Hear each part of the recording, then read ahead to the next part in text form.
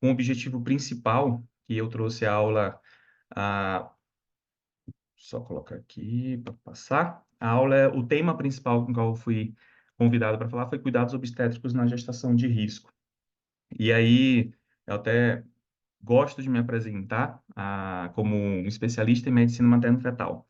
Apesar de ter feito, né, a formação em ginecologia e obstetrícia, na sequência fiz medicina fetal.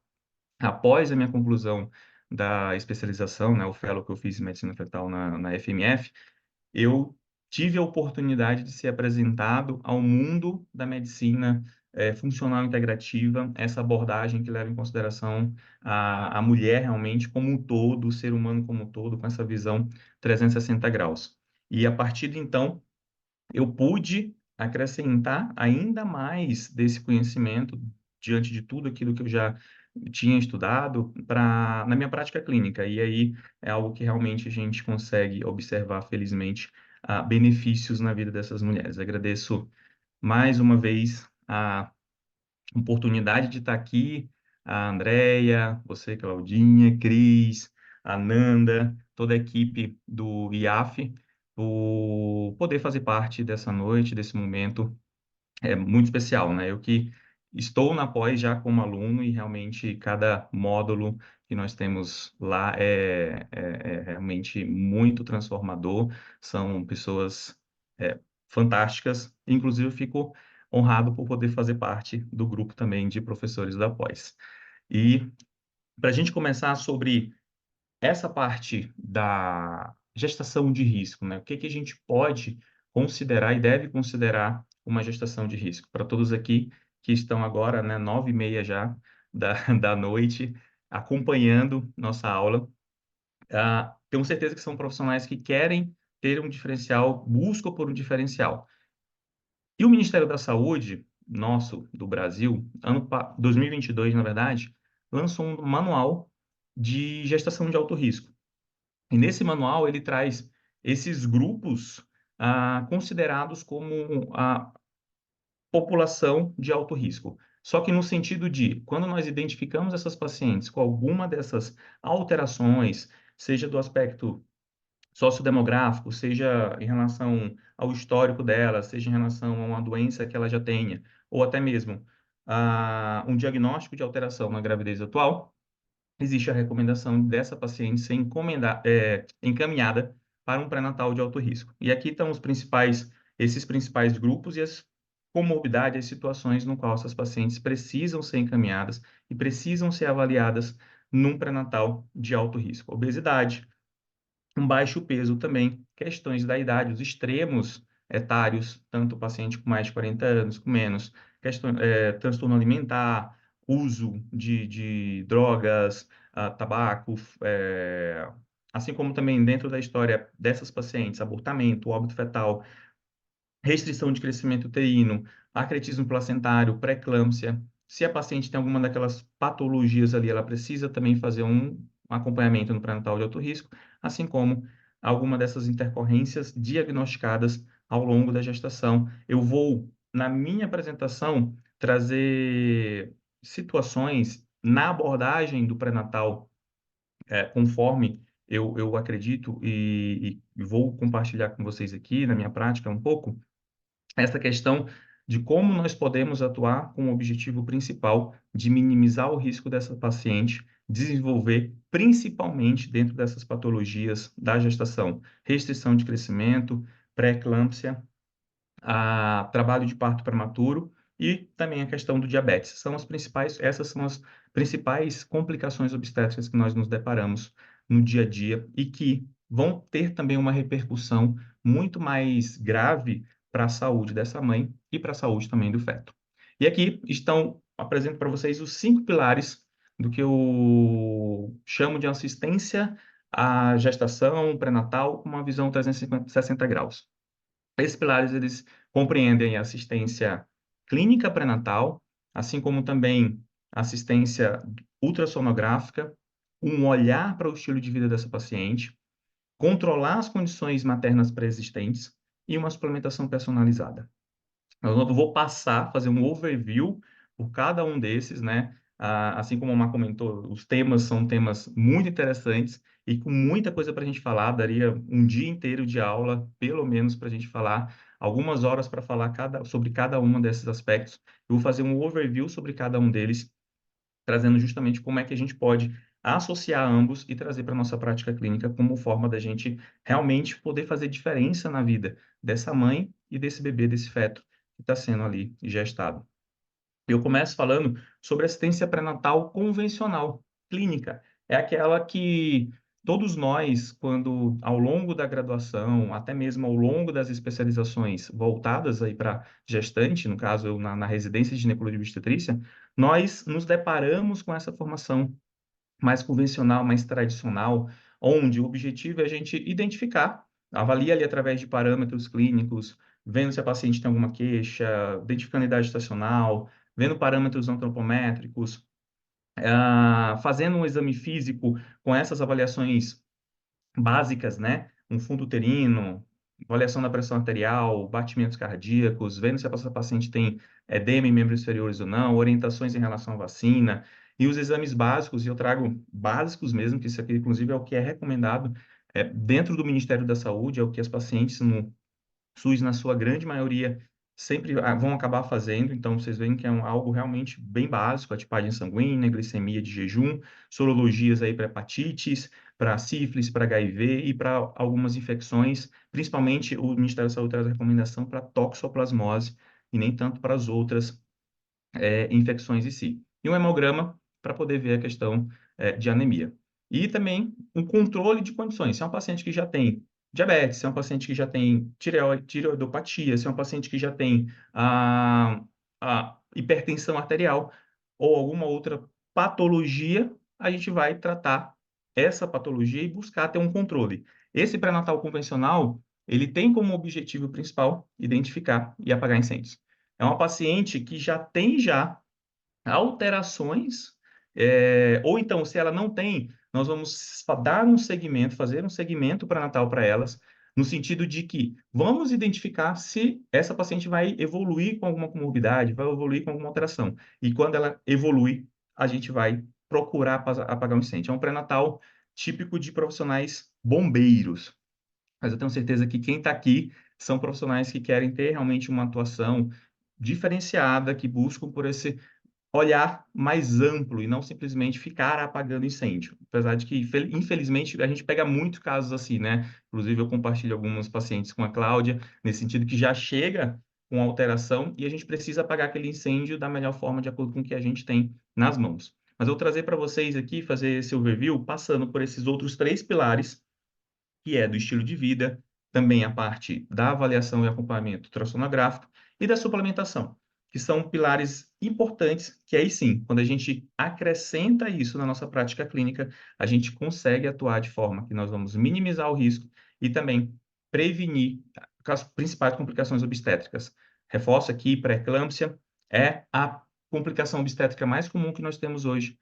Números mundiais, eles são alarmantes. A gente tem aí cerca de 500 mil de bebês que vão a óbito por causa de pré-eclâmpsia, são 500 mil fetos e crianças que morrem em decorrência da pré-eclâmpsia, assim como também tem uma estimativa de 60, 70 mil mulheres que vão a óbito por conta da pré-eclâmpsia no mundo. Então, é uma comorbidade que tem um grau de uma repercussão muito grave. Assim como também o fato dessa paciente ter pré-eclâmpsia, ela tem um risco aumentado para prematuridade. E a prematuridade, além da pré-eclâmpsia, tem outras consequências, tem outras causas, e ela vai trazer como consequência, principalmente, o óbito neonatal, que pré-eclâmpsia, prematuridade e óbito eles estão muito interligados. Pensando em dados de prematuridade, a gente tem estimado no mundo cerca de 15 milhões de partos são de bebês prematuros e um óbito anual aí também de cerca de 1 milhão de bebês por conta da prematuridade. É a principal causa de óbito neonatal.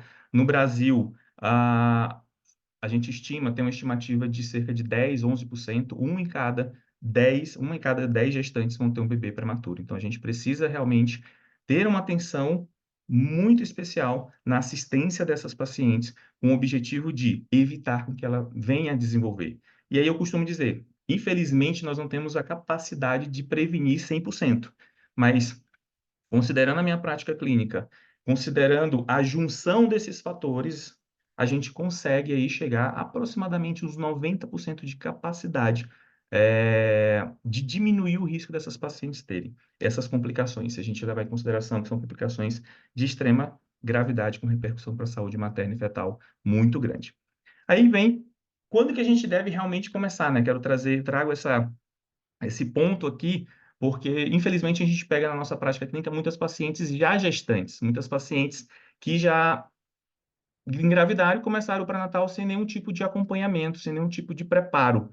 E aí eu trago esse conceito que já tem estudos mostrando a importância do preparo pré-concepcional, pelo menos 8 até 12 meses antes. Levar em consideração aqui que as coortes das células primordiais elas vão ser recrutadas de forma muito precoce, antes dessa gestação. Esses estudos já têm mostrado cerca de 8 a 12 meses antes. Então, a gente precisa, minimamente, quando essa paciente vem procurar por um preparo pré-concepcional, buscar. Existe aquela clássica de 3 meses, né? Ah, pelo menos 3 meses para se preparar com ácido fólico e fazer os exames, vacina, essas coisas. Não, nós como profissionais atualizados e que realmente quer uma assistência diferenciada para os nossos pacientes, na minha prática, que eu sei que é difícil realmente, as pacientes já vêm com uma certa urgência, já querem engravidar logo, mas eu sempre peço pelo menos 6 meses de preparo dessas pacientes para a gente poder organizar a casa, literalmente, preparar o terreno para essa gestação. Mas estudos mostram que idealmente de 8 a 12 meses, 12 meses. Mas eu trago aqui um outro ponto, um outro conceito da transferência transgeracional, no qual, na realidade, nós deveríamos pensar em prevenção de complicações obstétricas antes mesmo na vida daquele feto. Porque quando a gente fala de um feto feminino, do sexo feminino, a terceira geração, ela está ali nas células reprodutivas. Então, a gente precisa ter esse entendimento, ter isso em mente, de que nós, na verdade, somos frutos, principalmente, do que os nossos avós viveram. E os nossos netos, nós somos responsáveis pela saúde, pela vida dos nossos netos. Então, existe uma responsabilidade no cuidado da saúde da mulher, não apenas no momento ali da gestação em si. A gente precisa pensar em gerações realmente. Por isso que até no começo eu comentei sobre isso. Nós estamos aqui para fazer diferença nessa geração e nas outras, nas próximas gerações também. Nós temos responsabilidade sobre eles com esse cuidado, essa questão da prevenção.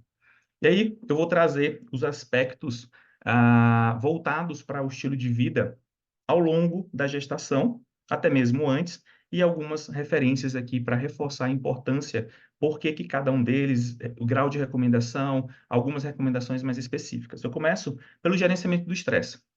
Dentro desse pilar do estilo de vida, eu considero pelo menos 4 pilares aí importantes, 4 pontos importantes que eu sempre avalio para o paciente: dieta, atividade física, gerenciamento do estresse e sono. Eu trago aqui alguns artigos justamente para mostrar é, o quanto realmente aqui que o estresse ao longo da gestação pode ter sim um comprometimento do desenvolvimento dessa gravidez, por conta desses níveis constantes elevados de cortisol, alterações do eixo HPA. Então, é importante que essa paciente ela tenha um acompanhamento, se necessário, com até mesmo um profissional da área da saúde mental. E eu, como eu lido muito com pacientes também com histórico de perda, seja por um abortamento de repetição, seja por uma pré-eclâmpsia precoce, que o feto não resistiu e que ele acabou evoluindo para óbito, é uma coisa que a gente precisa estar sempre levando em consideração, entendendo também como é que é a rotina dessa paciente de trabalho, de dia a dia, gerenciamento, às vezes do lar, da casa, relacionamentos, porque isso são situações que impactam. Às vezes tem paciente, já teve situação, paciente ela tinha um quadro de restrição de crescimento, você não consegue identificar nada, ela está bem ajustada do ponto de vista de suplementação, as outras partes ali desse pilar do estilo de vida estão bem ajustado. Quando você vê é o trabalho, ela fica 15 dias, um mês afastada do trabalho, a gente começa a ter uma mudança desse padrão do crescimento fetal. E aí, esse artigo ele traz justamente essas repercussões do quanto que o estresse no período pré-natal ele pode ali realmente alterar, né? Pode causar trabalho de parto prematuro, baixo peso ao nascer, a restrição de crescimento, prematuridade em si, pré-eclâmpsia e diabetes gestacional, assim como também tem alterações comportamentais do desenvolvimento dessa criança, como questões de dificuldade de relacionamento, estresse, asma, alergia, questões de afetividade mesmo alterada. Então, esse estresse materno, ele tem impacto ali na vida dessa criança também, ao longo depois do nascimento, né? Pela infância, adolescência e vida adulta também. Então, é importantíssimo que a gente tenha esse olhar voltado para esse aspecto.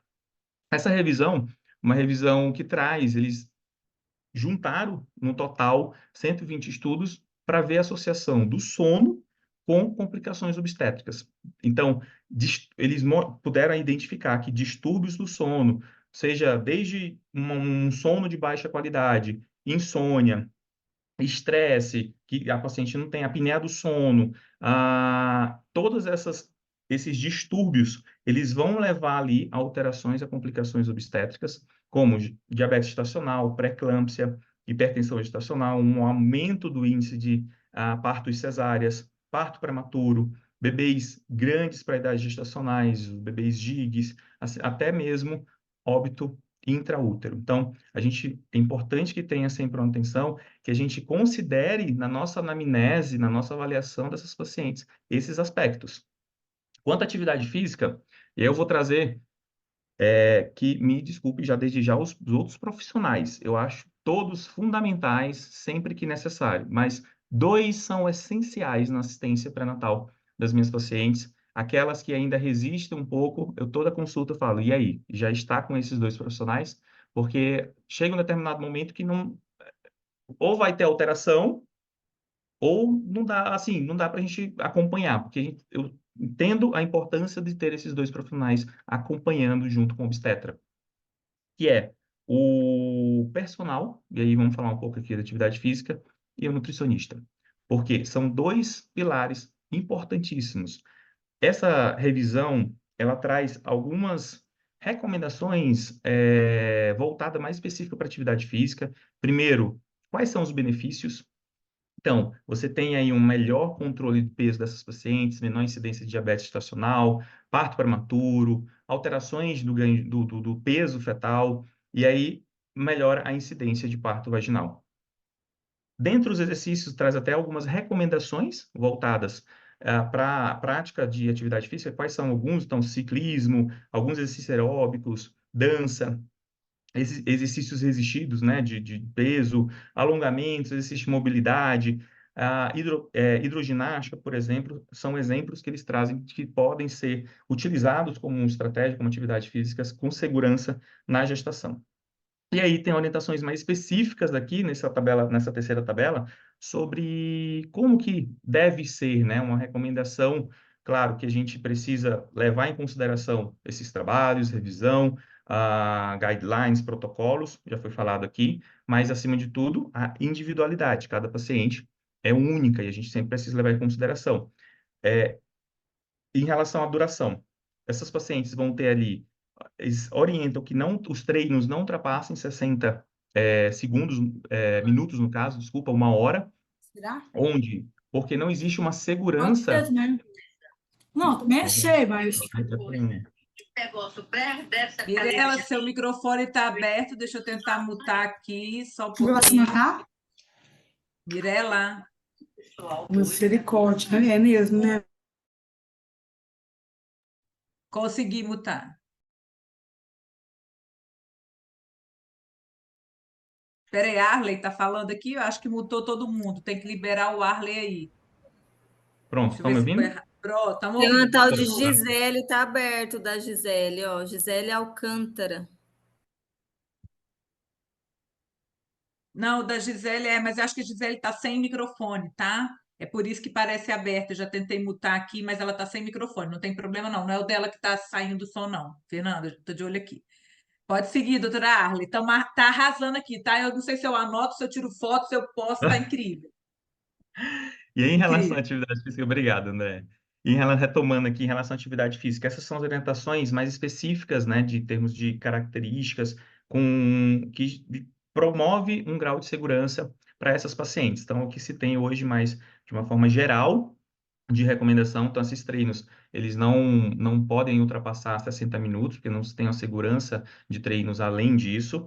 A prática ali de treinos, pelo menos 3, 4 por semana. A intensidade, eles trazem duas questões, duas formas, né, que podem ser avaliado esse treino, tanto pela frequência cardíaca materna, assim como também por a escala de Borg, né, que geralmente a escala de Borg leva em consideração como que a paciente está em nível de comunicação. Então, a paciente ela não precisa, ela não pode ficar extremamente ofegante. É uma paciente que precisa ter, sim, ali um grau de cansaço, mas não ofegante. Ela precisa manter uma capacidade de falar frases completas e manter uma comunicação ao longo da atividade física. E aí, um ponto fundamental aqui é na questão da supervisão. É preferível que seja supervisionada. E aí eu reforço mais uma vez, é um profissional que é fundamental no acompanhamento dessas pacientes ao longo do pré-natal. Por quê?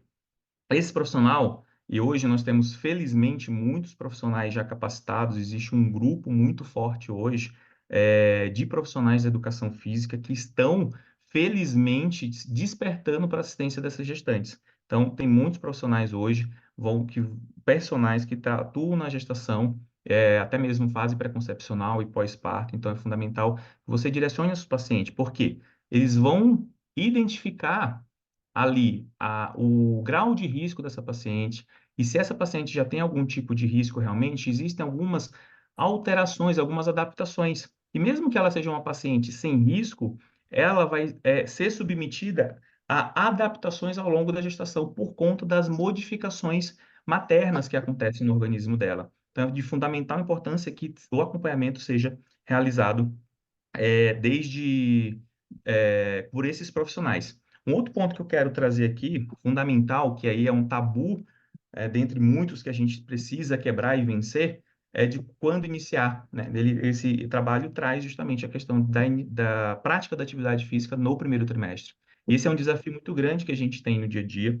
Existe uma crença muito grande ainda de que fazer exercício físico no primeiro trimestre vai causar um abortamento, vai causar uma perda gestacional.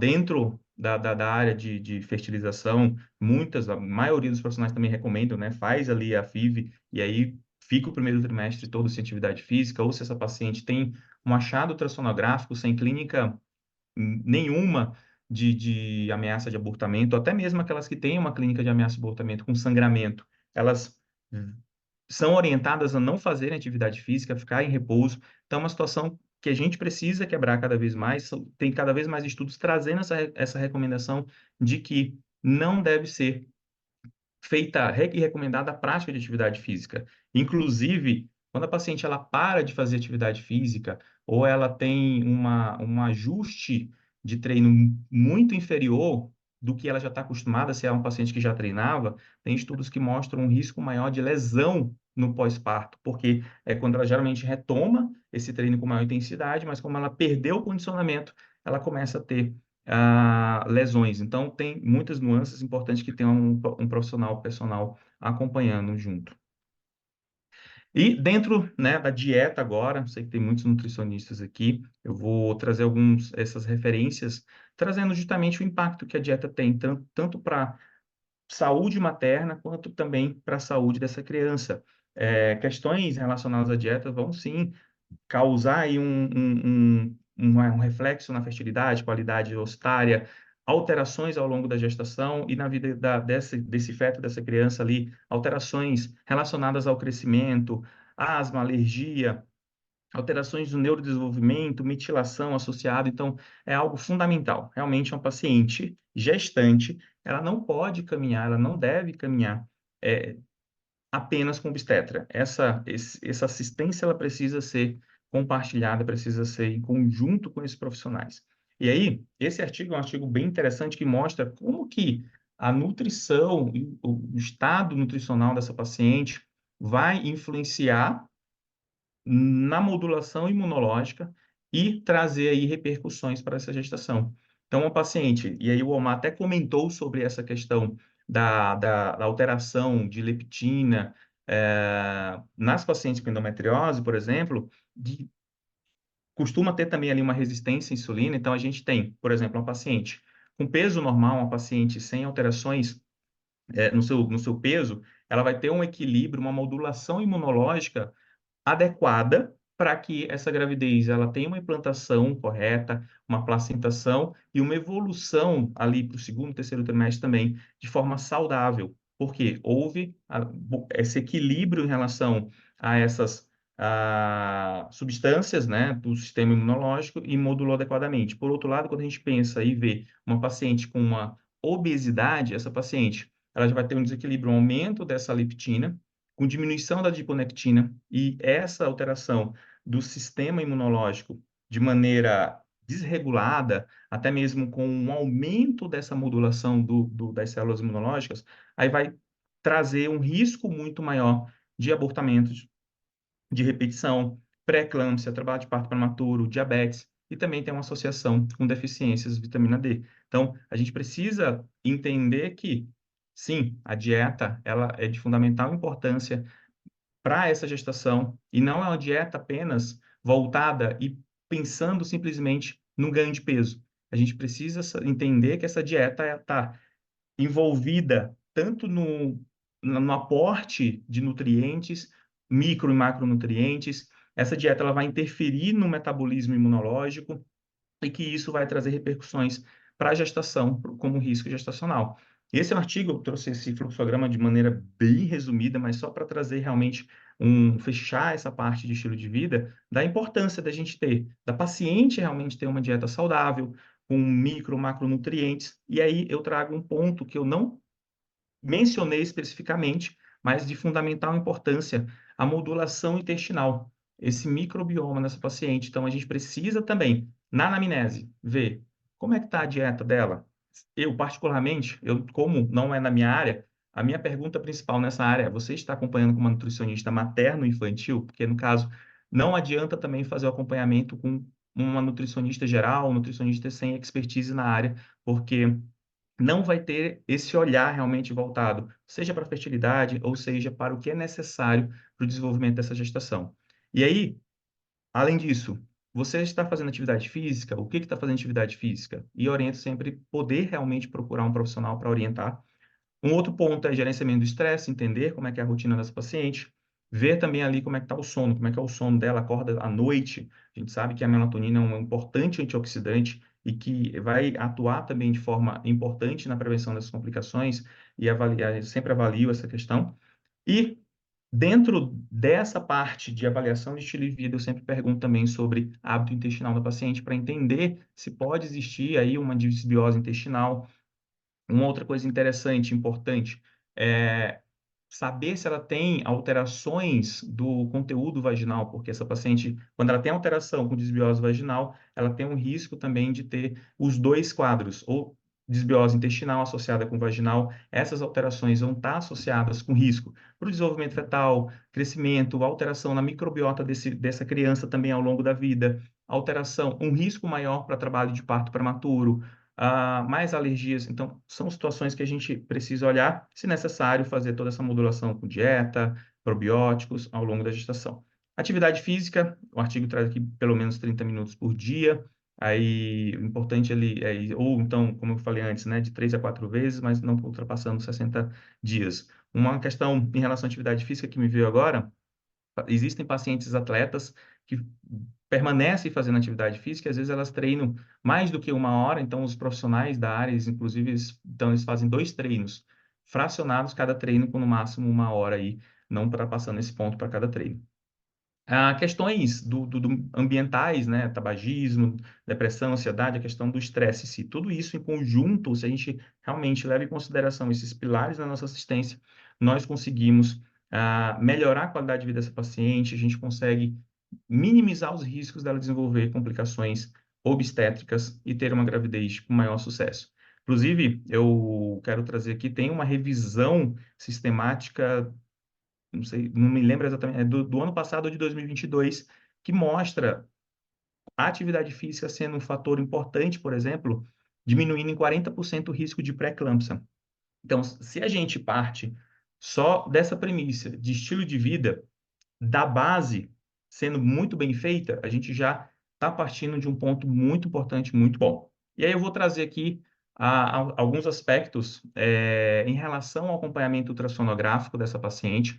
E aqui eu trago as recomendações das principais sociedades, dos principais órgãos internacionais e também nacional, voltado para as ultrassonografias. Então, a gente tem aí a European Phytomedicine Foundation, a ISWOG, que é a Sociedade Internacional de Ultrassonografia e Ginecologia e Obstetrícia, a FIGO, que é a Federação Internacional de Ginecologia e Obstetrícia, a FEBRASGO, que é a Federação Brasileira, e também eu vou trazer algumas considerações pessoais com base em artigos e situações no qual, apesar, a gente já reforçou, já foi falado aqui, apesar de existir protocolos, guidelines, a gente precisa ter sempre em mente que aquela paciente, no meu caso, aqueles pacientes, a gestante e o feto que estão diante da gente, eles são únicos. E a gente precisa entender que, por mais que o risco seja 1 em 1000, ela pode ser essa única paciente que vai ter essa alteração ao longo da gestação. E nós precisamos assumir essa responsabilidade de que a gente precisa fazer o máximo que esteja ao nosso alcance, claro, transmitindo também e compartilhando a responsabilidade com a paciente, porque ela precisa, na verdade, ser a principal, né, ser principal ator nesse processo, mas a gente empoderar essa paciente e tendo uma equipe multiprofissional para ela poder fazer todo esse acompanhamento com qualidade e ter segurança ao longo da gestação. A primeira ultrassonografia recomendada, e eu vou passar aqui do primeiro trimestre até o último, as principais ultrassonografias e como que a gente precisa fazer, e quais os principais pontos, e aqui eu até, quem não tiver com papel e caneta, que já esteja agora para anotar, que eu vou trazer alguns pontos mais práticos também, que você pode observar e deve observar na sua prática quando estiver diante de um laudo ultrassonográfico de ultrassonografia.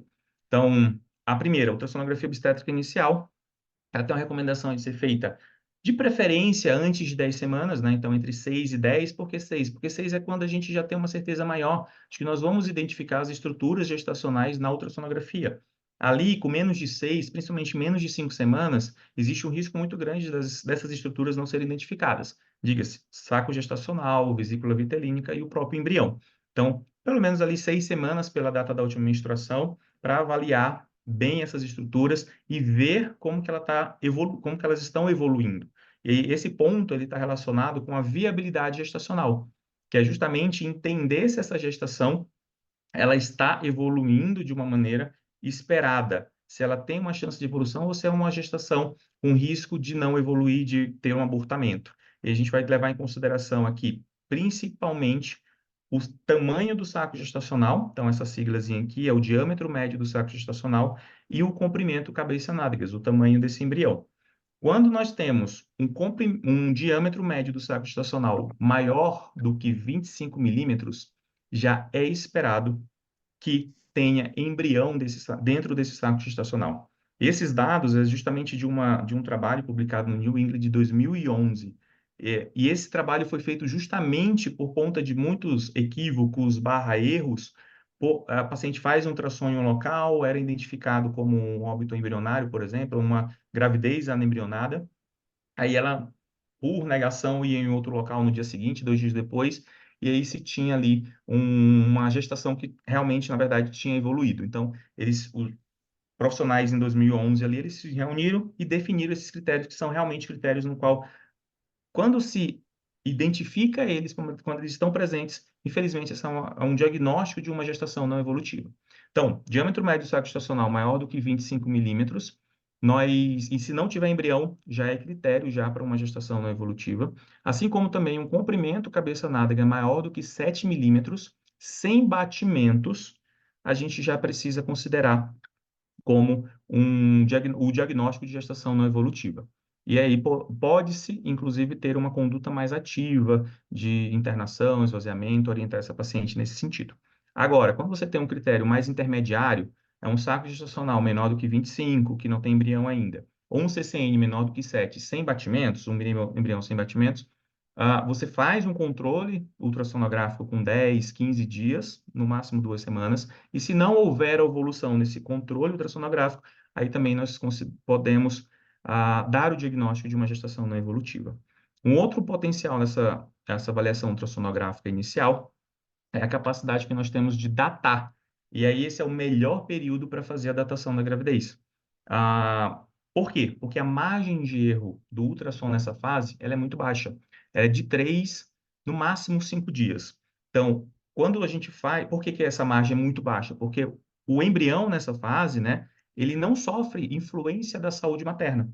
À medida que a gravidez vai evoluindo, segundo, terceiro trimestre, o paciente ela tem um diabetes, ela tem uma hipertensão gestacional, com uma insuficiência placentária, esse embrião ele vai sofrer, sim, influência desses fatores, e por isso eles vão ali, no caso, reduzir, vão poder ter um crescimento abaixo, um crescimento acima, e a margem de erro ela é maior. Então, é fundamental para a datação. E quando você faz a avaliação da idade gestacional pela última menstruação e também pela ultrassonografia, é feito um comparativo e, de acordo com essa margem de erro, a gente leva em consideração qual parâmetro utilizar. E isso não muda mais. A partir desse momento, o que vai ser levado em consideração e deve ser levado em consideração não é se esse bebê, se a idade gestacional dele está maior ou menor, mas se esse bebê está engordando mais ou se ele está muito magro. É realmente o padrão de crescimento. E no caso de gestações gemelares, a gente vai usar para definir coronicidade e amnionicidade. Esse é um critério dentro de gestação gemelar de fundamental importância para o acompanhamento e também para a avaliação ao longo da gravidez das principais complicações, onde gestações monocoriônicas, onde existe apenas uma placenta, o risco de determinadas complicações é muito maior quando comparado com gestações dicoriônicas com 2 placentas. E vai ser importante na avaliação de sangramento vaginal também nessas pacientes, por conta da ameaça de abortamento. Morfológico do primeiro trimestre vai ser feito aí entre 11, 13 semanas e 6 dias, quando o feto tem esse tamanho de 45 a 84 milímetros, tá? Então, esse é o período que precisa ser realizado. E essas pacientes, as avaliações que podem e, na verdade, devem ser feitas no morfológico do primeiro trimestre são rastreamento das aneuploidias, rastreamento e diagnóstico de malformações fetais, rastreamento de pré-eclâmpsia e rastreamento do trabalho de parto prematuro. Eu vou falar rapidamente sobre cada um deles. Por quê? E eu quero já frisar para vocês, vendo esse slide aqui, já ter o entendimento de que a ultrassonografia obstétrica com translucência nucal, ela não vai corresponder nem a 10% do que realmente deve ser levado em consideração e ser avaliado na morfológica do primeiro trimestre. Por quê? Se a gente for observar isso, uma obstétrica com translucência nucal vai avaliar apenas o crescimento, o comprimento cabeça-nádega desse feto e a própria translucência nucal, deixando de avaliar os outros parâmetros de maneira mais apurada e ativa realmente. Então, o rastreamento de aneuploidias leva em consideração esses marcadores ultrassonográficos, a translucência nucal, o osso nasal, o ducto venoso, tricúspide, então, refluxo na válvula tricúspide, frequência cardíaca fetal, idade materna e bioquímica. Se a gente considera todos esses fatores aqui, esse exame ele tem uma capacidade de detectar 95% das alterações de aneuploidias, que são 3, né? Trissomia do 21, 18 e 13. Lembrar que os marcadores bioquímicos para esse cálculo aqui é a fração livre de beta-HCG e PAP-A. Quando a gente fala de rastreamento e diagnóstico de malformações fetais, a gente já tem estudo com mais de 100 mil pacientes, inclusive da própria Phytomedicine Foundation, identificando que existem malformações que já podem ser diagnosticadas no primeiro trimestre. Ou seja, às vezes eu já peguei pacientes com diagnósticos não feitos de maneira precoce que já poderiam ter sido feitos, assim como também, principalmente, a avaliação de cardiopatia congênita e mielomeningocele. Existem marcadores específicos e até mesmo a gente consegue visualizar diretamente essas alterações ou minimamente suspeitar delas, podendo aí fazer um diagnóstico precoce. E isso possibilita maior chance dessas crianças em relação a possíveis sequelas pela mielomeningocele e até mesmo a evitar e minimizar risco de óbito nos casos de cardiopatia. E aí vem o principal ponto que eu quero trazer e principal questão de grande importância da morfológica do primeiro trimestre, que é o rastreamento de pré-eclâmpsia. Como eu já disse para vocês, a pré-eclâmpsia é uma comorbidade, uma situação de extrema gravidade, e aí de fundamental importância que seja feita uma avaliação nesse período, porque é nesse período que a gente consegue mudar o jogo, é nesse período que a gente consegue atuar. Aí vocês me perguntam, mas por quê? Porque é justamente quando a gente está na fase de placentação, na fase de formação realmente dessa placenta. E aí, quando a gente identifica essa paciente como um paciente de alto risco, é quando, através de estratégias, seja nutricionais, de suplementação, atividade física, o uso da aspirina, o uso da suplementação de cálcio, qualquer uma dessas estratégias voltada para o rastreamento de pré-eclâmpsia é quando a gente tem a maior possibilidade de realmente fazer a diferença e mudar a realidade dessa paciente, mudar o destino dessa paciente. Quando a gente associa todos esses marcadores, essas avaliações, o histórico materno dela, a pressão arterial média, Doppler das artérias uterinas e os marcadores bioquímicos, que pro primeiro trimestre, o marcador bioquímico que deve ser levado em consideração é o PLGF, é um fator de crescimento placentário, tá? Então, quando a gente junta tudo isso, nós temos aí uma possibilidade de rastrear cerca de 80% dessas pacientes que irão desenvolver pré-eclâmpsia. Então, a gente identifica 80% dessas pacientes e tem a possibilidade de ofertar estratégias direcionando elas para um caminho totalmente diferente e evitando um quadro mais grave e precoce de pré-eclâmpsia. E essa pré-eclâmpsia, por que que precisa ser nesse período, principalmente, né?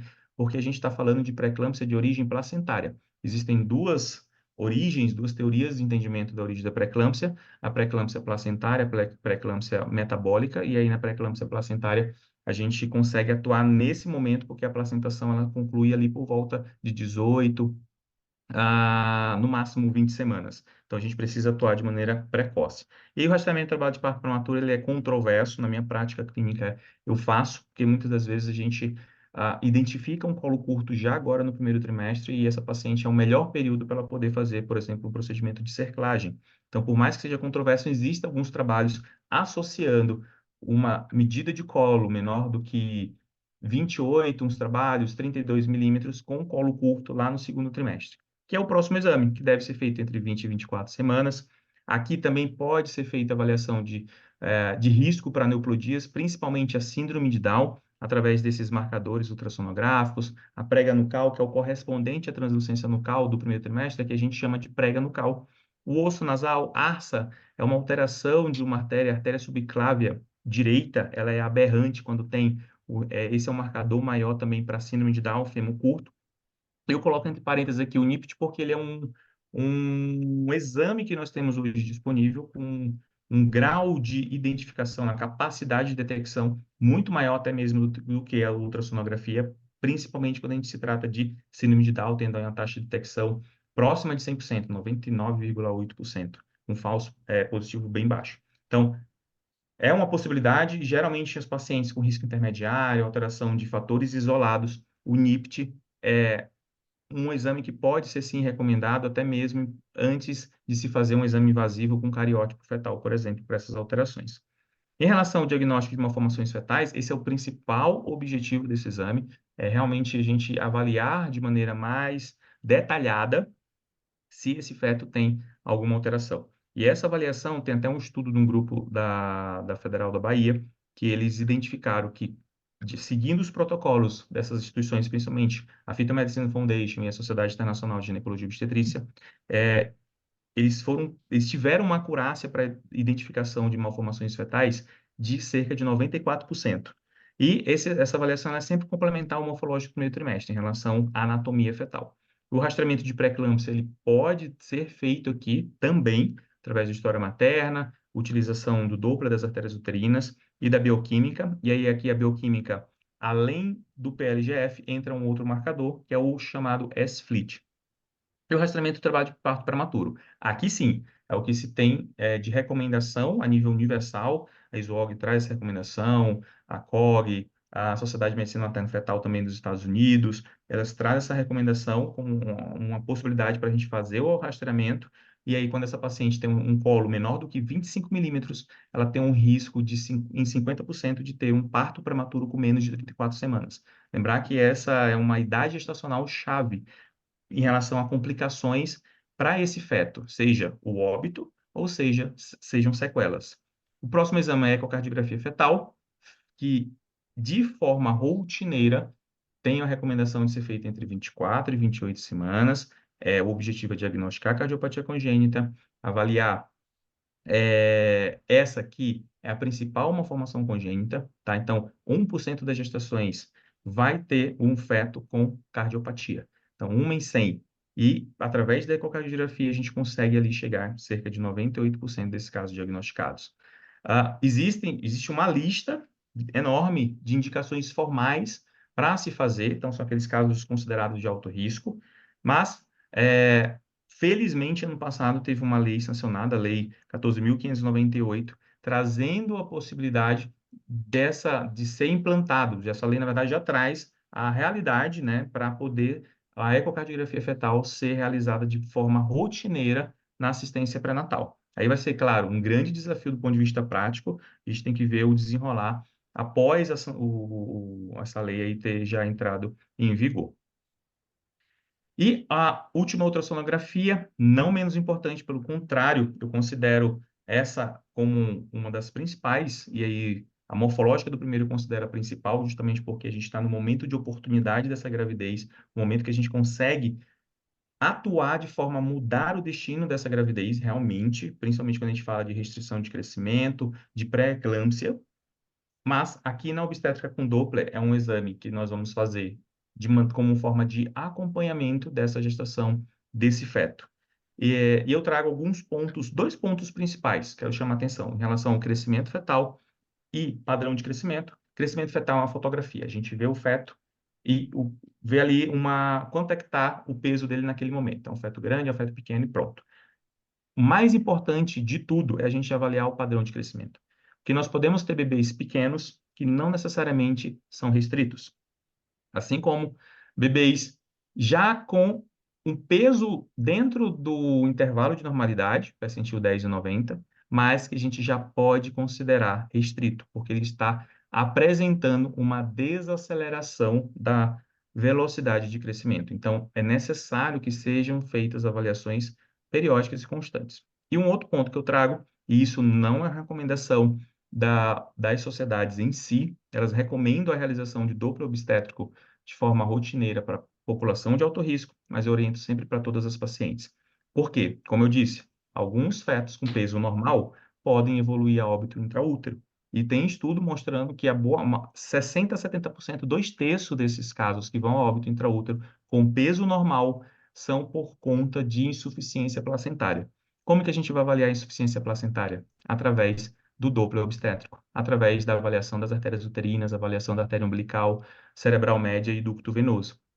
Em muitos casos, realmente, são feitos diagnósticos dessa forma, com o Doppler obstétrico. Então, ele vem como uma ferramenta importante na diferenciação de fetos com restrição de crescimento e fetos que são pequenos para a idade gestacional, assim como também servem para avaliação da vitalidade fetal, do bem-estar fetal. Esse Doppler, ele tem uma recomendação mais formal ali, de ser realizado a partir de 26, 28 semanas, final do segundo trimestre para o terceiro trimestre, com essas finalidades. Lembrar que Doppler sempre está presente no morfológico do primeiro também, utilizamos dessa ferramenta, e também no morfológico do segundo, para avaliação de anatomia, próprio Doppler de artérias uterinas, como você já tinha mencionado anteriormente. Aqui a gente avalia também quantidade de líquido amniótico e placenta. Vamos agora para o pilar da suplementação personalizada, que aí é um ponto que eu defendo muito, justamente porque cada pessoa realmente tem suas particularidades, suas necessidades, e a gente precisa sim levar em consideração. As minhas necessidades nutricionais é completamente diferente da necessidade nutricional das minhas pacientes, e entre elas vão ter particularidades. Então, a gente precisa fazer avaliações, fazer exames com o objetivo de identificar deficiências e fazer correção de acordo com aquele ponto. E aí fazer uma suplementação também, por mais que ela esteja completamente já ajustada no ponto de vista nutricional, principalmente em relação a micronutrientes, a gente fazer a suplementação para manter pelo menos aquele nível, porque a gente sabe que, infelizmente, hoje os alimentos eles estão muito defasados do ponto de vista nutricional, por diferentes aspectos. Então, é muito difícil a gente ter pacientes, por mais que ela tenha uma alimentação super saudável, com os nutrientes completamente ali ajustados. Então, essa suplementação ela vem para potencializar os outros pilares. E aqui é uma cereja do bolo. Inclusive, dentro do meu acompanhamento dessas pacientes, eu considero como importante, mas eu não dou um peso muito grande para a suplementação em si, que ela vem para potencializar as outras ações, os outros pontos da dieta, da atividade física, do gerenciamento do estresse, o sono de qualidade. Esse artigo traz justamente essa necessidade de ser feita uma avaliação personalizada, levando em conta etnia, cultura, escolaridade, nível de informação em relação à gestação, hábitos alimentares e físicos desses pacientes. Os profissionais precisam, sim, fazer um plano de suplementação adequada com profilaxia ou tratamento de acordo com a necessidade de cada paciente. E esses dois artigos trazem referências e menções sobre esses nutrientes aqui. Eu vou passar para vocês. Então, para cada um deles seria uma aula específica, né? Não tem como falar especificamente, até porque eu já avancei já o meu horário. A gente tem ômega 3, vitamina A, complexo B, metilfolato, vitaminas B6, B12, vitamina C, vitamina E, D, cálcio, iodo, ferro, zinco, colina e magnésio. Esses eu considero como os principais suplementos que as pacientes precisam, tendo sua grande importância, a gente fazer pensando na promoção de saúde ao longo da gestação e, volto a dizer, em conjunto com os outros pilares. E esse estudo já de 2021, mostrando aí a associação de deficiência de alguns desses nutrientes com algumas complicações obstétricas. Então, a gente é associado ali com pré-eclâmpsia, a gente tem vitamina A, cálcio, vitamina C, vitamina D, B6, o metilfolato B9, B12, magnésio, zinco e o ômega 3. Em relação com baixo peso ao nascimento, então a restrição de crescimento, a vitamina D, vitamina A, B6, magnésio, zinco e ferro, malformações congênitas, metilfolato, B6 e B12, que a gente sabe que está associado ali com a questão da metilação, a diabetes gestacional, vitamina D, vai ser importante, pacientes no primeiro trimestre, principalmente. Então, uma questão que vale muito a utilização de B6, gengibre, também utilizo pacientes que têm muita náusea, êmesis gravídica, e em relação à prematuridade, o cálcio aí vem também como um fator importante. Quero aqui já enfatizar um ponto, que nós cuidamos, sim, da mãe, mas também a gente cuida do feto. E aqui esse artigo traz essa figura, essa imagem mostrando a necessidade que nós temos de avaliar e sempre estar de olho na evolução dessa gestação do ponto de vista da mãe e do ponto de vista do feto, levando em consideração as alterações maternas em cada trimestre e as necessidades que esse feto tem em relação aos nutrientes, a suplementação também em cada trimestre. Levando e corroborando aqui principalmente e pensando no neurodesenvolvimento dessas crianças. Então, a gente precisa ter um olhar tanto para a mãe quanto para o feto. E aí, por isso que eu me coloco como um médico especialista em medicina materno-fetal, porque eu busco integrar essas duas áreas. E eu trago mais uma mensagem aqui para vocês que têm as suas gestantes, que fazem esse acompanhamento. Eu sei que, na realidade brasileira, as duas especialidades, geralmente, elas não andam juntas. Por mais que o profissional seja ginecologista obstetra, seja obstetra e tenha feito medicina fetal, ele escolhe um dos caminhos. Questões de culturais, realmente. Porque lá, por exemplo, na Europa não existe isso, aqui no Brasil é cultural seguir um caminho e não ter os dois juntos. Eu resolvi trazer esse desafio para a minha realidade, ter as duas possibilidades juntas, mas se você, na sua realidade, não conseguir isso dentro com o mesmo profissional, mas que você estimule, procure ali para a sua paciente orientar que ela tenha um obstetra alinhado também com o ultrassonografista, para que os dois andem juntos, porque não tem como um obstetra não conseguir ali entender minimamente uma ultrassonografia, assim como também um ultrassonografista fazer uma alteração, identificar uma alteração no ultrassom e não ter uma comunicação com o obstetra. Infelizmente, a gente tem situações de fetos que vêm a óbito intraútero no terceiro trimestre porque não houve essa comunicação, não houve um cuidado por parte do ultrassonografista de fazer um laudo mostrando aquela alteração. Muitas das vezes, obstetras não têm um conhecimento do ponto de vista ultrassonográfico, e essas crianças acabam, infelizmente, vindo a óbito sem ninguém ter tido a capacidade, a possibilidade de fazer um diagnóstico e evitar esse óbito. Essa é uma frase que eu encontrei e eu trago para vocês aqui, que é importante. Essa é uma frase voltada para mães, para gestantes, mas eu trago para a gente como profissional na saúde. É importante que a gente tenha coragem e não medo para criar um caminho para que essas pacientes, as nossas pacientes, tenham os seus bebês no colo com segurança, que possamos realmente, como a Andrea traz muito, impactar gerações, assumir a responsabilidade que nós temos diante da vida dessas gestantes e desses fetos, para que elas possam evoluir com uma gestação saudável e ter seus bebês no colo com saúde, com segurança, realizando seu sonho. Meu muito obrigado. É um gostinho do muito que a gente vê na nossa pós em saúde da mulher e fertilidade. É um pouquinho de tudo de incrível que a gente tem vivido lá. As aulas são muito marcantes. Esse é grande parte aqui do nosso time: Carol Meirelles, Eric Slift, Érica e Domingos Mantelli, Omar, Arley, Érico, Claudinha, Cris, Denise Carvalho, essa galera incrível que está impactando muitas vidas. Esse curso é um divisor de águas. Nós trabalhamos desde a adolescência até a menopausa, colocando ali na vida das pessoas um conhecimento científico, a nossa prática clínica para impactar vidas. Microbioma, vegetarianismo, suplementação, tudo isso muito mais online, ao vivo. E quem se inscrever para a nossa pós, a próxima turma começa agora em março, daqui uns dias. As aulas são online, ao vivo e ficam gravadas. Quem tiver aqui nesse QR Code, eu vou deixar o QR Code agora, já passa, fala com a minha equipe. Você não está aqui por acaso, há um clamor nessa geração e você vai ser um instrumento, uma resposta para essas vidas que estão precisando de saúde.